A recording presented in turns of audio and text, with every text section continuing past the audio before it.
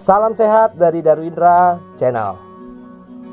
Badan Penanggulangan Bencana Nasional atau BNPB telah memperpanjang status darurat wabah corona atau COVID-19 menjadi 91 hari terhitung mulai 29 Februari 2020 hingga 29 Mei 2020.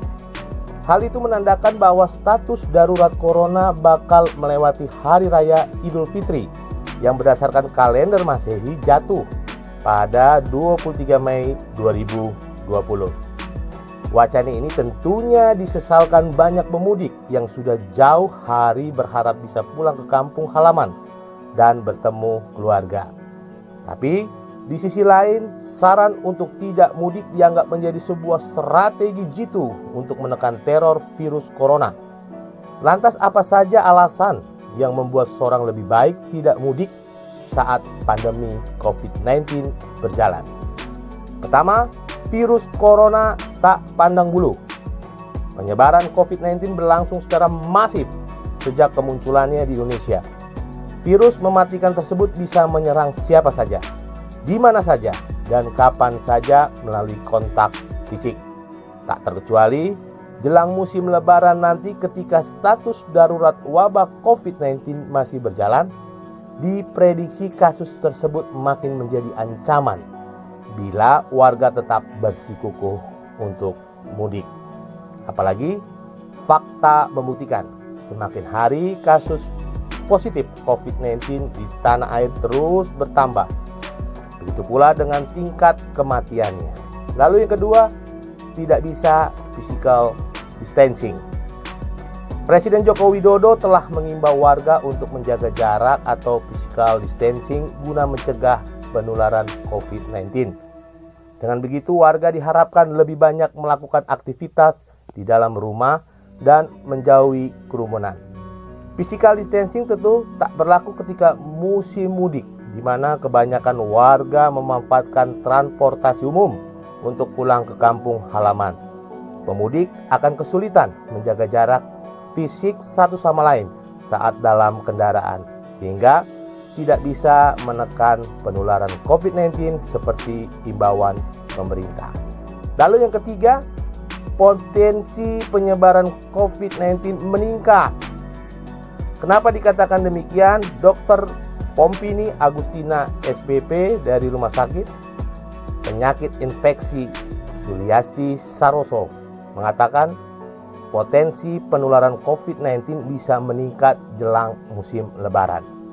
Untuk itu, ia menghimbau warga menahan diri untuk tidak melakukan perjalanan jauh bila tidak memiliki kepentingan mendesak.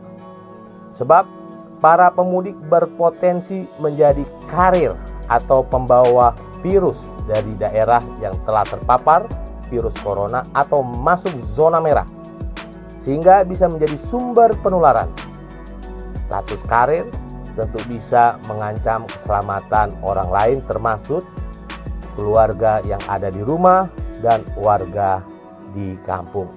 Lalu yang keempat, status ODP membayangi.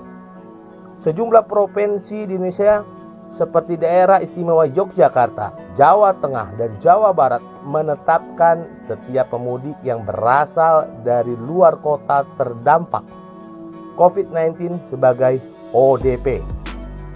Status tersebut tidak bisa diremehkan lantaran pemudik dari luar kota diwajibkan untuk mengisolasi diri selama 14 hari setibanya di kampung halaman.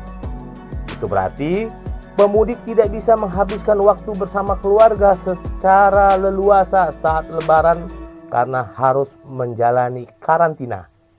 Bila isolasi tersebut tidak dilakukan, pemudik bisa diseret ke jalur hukum seperti yang diterapkan pemerintah Provinsi Jawa Barat. Lalu yang terakhir, yang kelima, fasilitas kesehatan di daerah minim.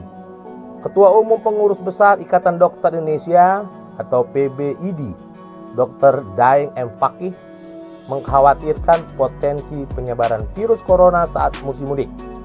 Selain itu, ia juga meragukan kesiapan fasilitas kesehatan di daerah tujuan para pemudik yang tidak selengkap di pusat, sehingga sulit untuk melakukan penanganan cepat pasien yang terdampak. Untuk itu, ia mengimbau agar masyarakat bersabar untuk tidak melakukan perjalanan jauh atau mudik sampai pandemi ini berlangsung. Demikianlah sahabat-sahabat Darwindra Channel, mari kita mengikuti apa yang telah ditetapkan oleh pemerintah, dan biarlah ketika kita melewati masa-masa kritis dalam masa pandemi ini, kita dapat kembali berkumpul dengan keluarga, kita dapat bercengkrama dengan keluarga, dan bisa melakukan sesuatu yang jauh lebih baik ke depan. Tetap sehat, tetap semangat. Salam dari Darwindra Channel.